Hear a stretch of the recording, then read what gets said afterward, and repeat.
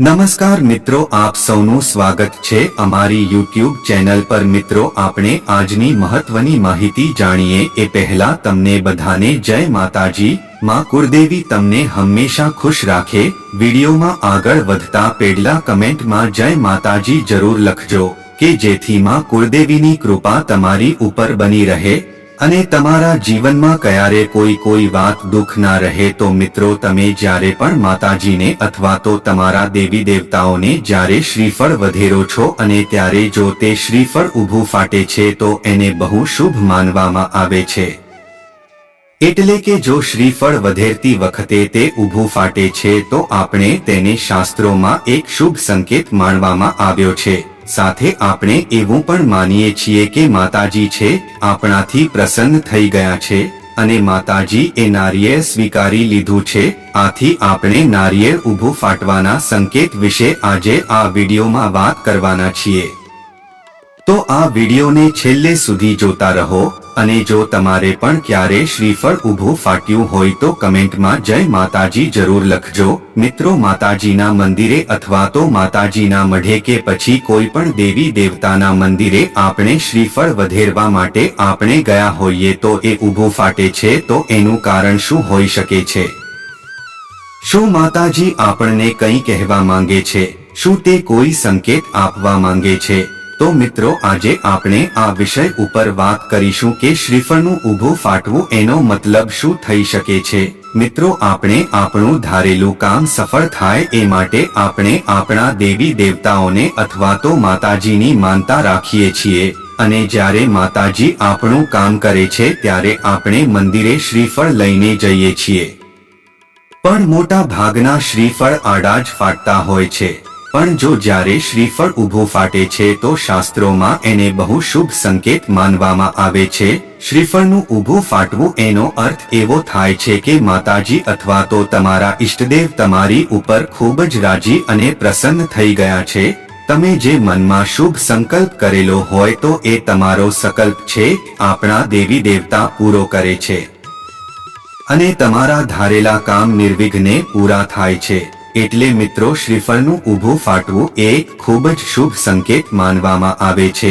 તેમજ મિત્રો, બીજી એક વાત એટલે કે બીજી એક માન્યતા એવી પણ છે કે માતાજીને અથવા તો કોઈ દેવી દેવતાને કે પછી તમારા કુળદેવીનું નામ લઈને શ્રીફળ વધારવામાં આવે અને કદાચ શ્રીફળ બગડેલું નીકળે તો ઘણા લોકો એવું માને છે કે શ્રીફળ બગડેલું નીકળે એટલે તે અશુભ માનવામાં આવે છે અને માતાજી અથવા તો કોઈ દેવી દેવતા આપણી ઉપર પ્રસન્ન નથી એવું તે લોકો માની લેતા હોય છે અને એના કારણે ધારેલું કામ છે સફળ થતું નથી। તો આ માન્યતા છે બિલકુલ ખોટી છે। તો મિત્રો, આવી માન્યતાથી કોઈએ ગેરમાર્ગે દોરાવવું નહીં। શ્રીફળ જો બગડેલું નીકળે તો એમાં આપણા ભાગ્ય સાથે કોઈ લેવા દેવા નથી।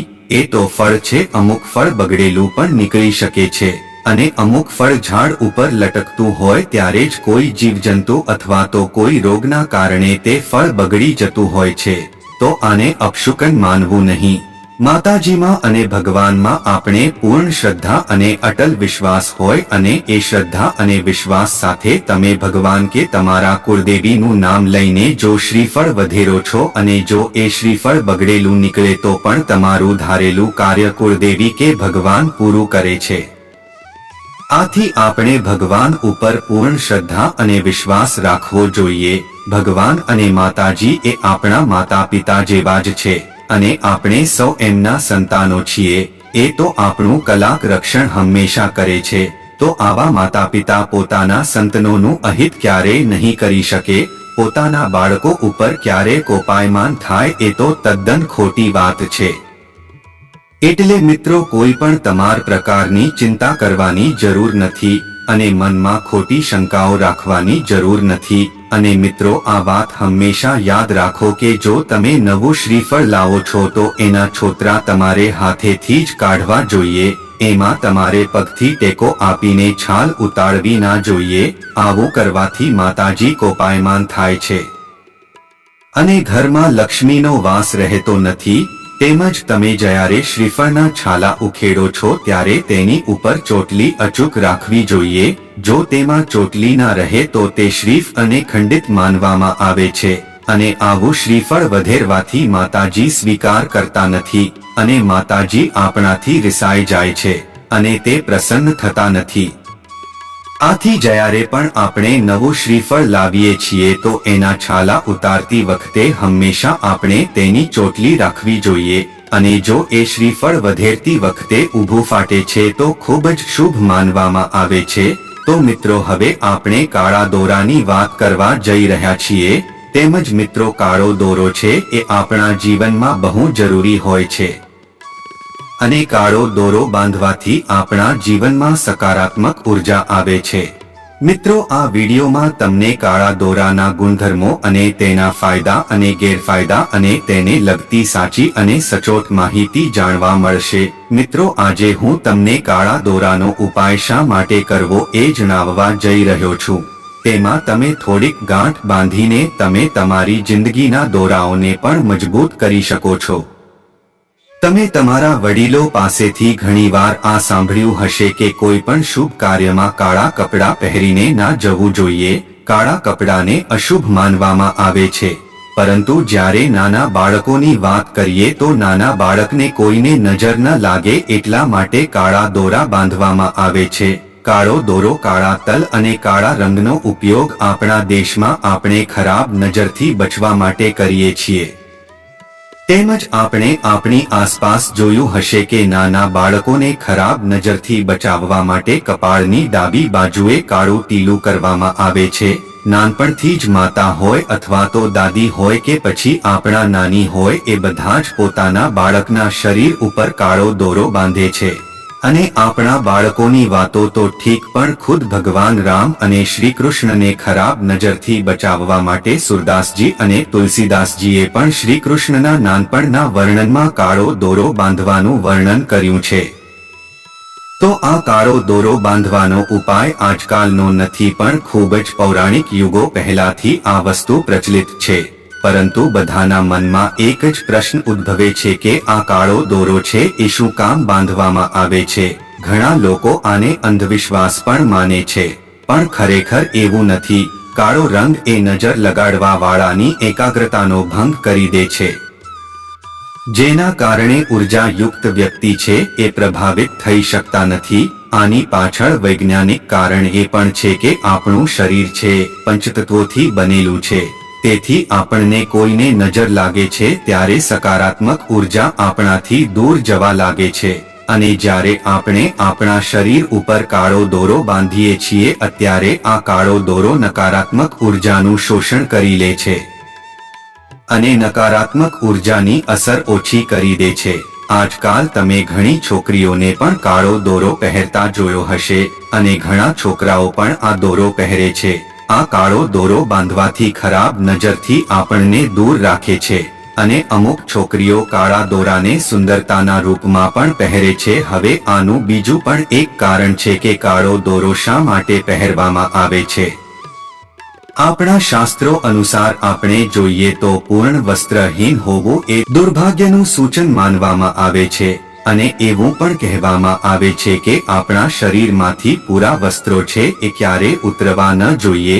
પછી ભલે તમે ગમે તે કારણથી ઉતારી રહ્યા હોય, કપડાં બદલવાના કારણથી ઉતારી રહ્યા હોય કે પછી કોઈ બીજા કારણસર પણ આ વસ્તુ ન કરવી જોઈએ. અને એવું પણ કહેવામાં આવે છે કે પૂર્ણ નગ્ન શરીર ઉપર કાળી હવાઓનું જોર તરત પકડી લે છે. એટલા માટે કાળો દોરો કોઈ પણ પ્રકારની નકારાત્મક ઉર્જાથી તમને બચાવે છે. જ્યારે તમે સ્નાન કરવાના સમયે કોઈ પણ વસ્ત્ર ધારણ કરેલું ન હોય તો પણ આ દોરો તમારી રક્ષા કરે છે અને તંત્ર વિધિ અનુસાર જો તમે રેશમી અથવા તો સુતરાઉ કાળા રંગના દોરાને વિશેષ રૂપથી શનિવાર અથવા તો રવિવારની સાંજે મંદિરમાં જઈને નાની નાની ગાંઠો બાંધીને પછી ભૈરવ દાદાને સિંદૂર લગાવીને તમે આ દોરાને પોતાના પગમાં બાંધી શકો છો અથવા તો પોતાના ઘરની રક્ષા માટે ઘરના દરવાજો ઉપર પણ બાંધી શકો છો. આથી તે તમારા ઘરમાંથી નકારાત્મકતાને હંમેશા માટે દૂર કરી દેશે. એટલું જ નહીં પણ મિત્રો ખરાબ શક્તિઓથી પણ તમને અને તમારા ઘર પરિવારને સુરક્ષિત રાખી શકે છે.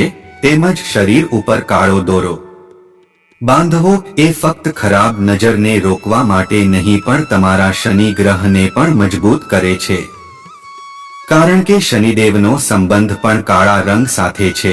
જો વ્યક્તિ કાળા રંગના દોરાને મંત્રીને પહેરે છે તો તેનો શનિ ગ્રહ પણ મજબૂત થાય છે. તો આપણે તેને પહેરવો એ બહુ સારું માનવામાં આવે છે.